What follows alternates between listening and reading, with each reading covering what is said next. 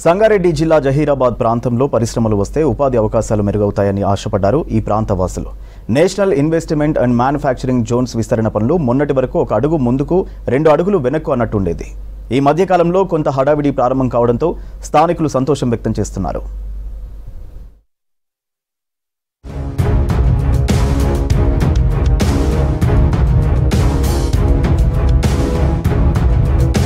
జాతీయ స్థాయిలో గుర్తింపు పొందుతున్న జహీరాబాద్ ప్రాంతంలోని జాతీయ పెట్టుబడులు ఉత్పాదక మండలి ప్రాజెక్టు పరిధిలో భూసేకరణ ప్రక్రియ వేగవంతమైంది. 2012లో దాదాపు 31,000 కోట్ల పెట్టుబడులు 3 లక్షల మందికి ఉపాధి కల్పించే లక్ష్యంతో యూపీఏ ప్రభుత్వం మంజూరు చేసింది.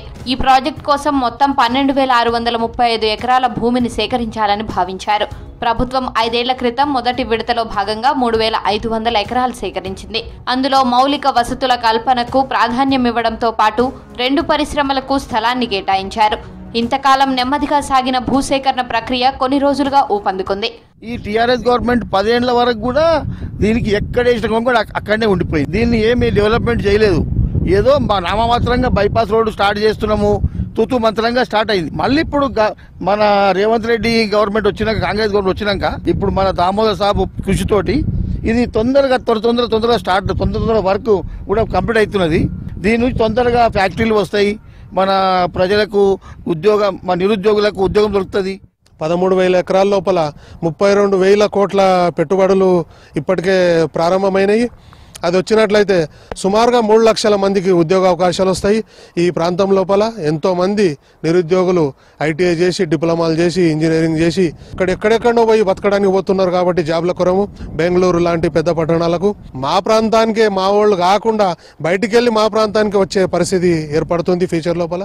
సంగారెడ్డి జిల్లాలోని జహీరాబాద్ నియోజకవర్గం, జరాసంగం, న్యాల్కల్ మండలాల్లోని 17 గ్రామాల పరిధిలో నిమ్స్ ప్రాజెక్టు విస్తరించనున్నారు. నిమ్స్ భూముల ప్రక్రియను కొలిక్కి తేవాలనే ఉద్దేశంతో జహీరాబాద్ లో ప్రత్యేక కార్యాలయాన్ని ఏర్పాటు చేసి స్పెషల్ డిప్యూటీ కలెక్టర్ను నియమించింది ప్రభుత్వం.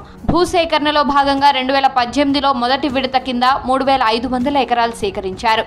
భూములు ఇవ్వడానికి సంసిద్ధత తెలుపుతూ వచ్చే రైతులు, పరిహారం చెక్కులు తీసుకునేందుకు వచ్చే వారితో జహీరాబాద్లోని నిమ్స్ కార్యాలయం 4-5 రోజులుగా బిజీగా మారింది.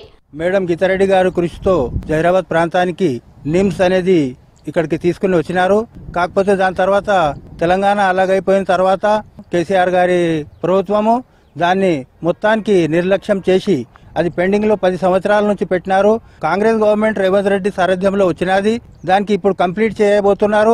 3 లక్షల ఉద్యోగాలు దొరుకుతాయని దీనికి అంచనా కట్టినారు. కాంగ్రెస్ పార్టీ అధికారంలోకి వచ్చిన తర్వాత రేవంత్ రెడ్డి గారి నాయకత్వంలో ఈ నిమ్స్ అనేది రైతులు కూడా ముంగట్టుకొస్తున్నారు. ఏదైతే 4 లైన్స్ రోడ్ ఉందో అది కూడా వేగవంతంగా జరుగుతుంది. భూసేకరణ కూడా వేగవంతంగా జరుగుతుంది.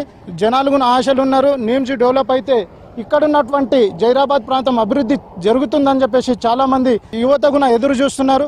నిమ్స్ లో రోడ్ల నిర్మాణం పనులు కొనసాగుతున్నాయి. మొదటి విడతలో సేకరించిన ఎల్గోయి, బర్దీపూర్, చీలపల్లి గ్రామాల పరిధిలో హుందాయ్ పరిశ్రమకు 109 ఎకరాలు, వెమ్ టెక్నాలజీ పరిశ్రమకు 511 ఎకరాలు కేటాయించారు.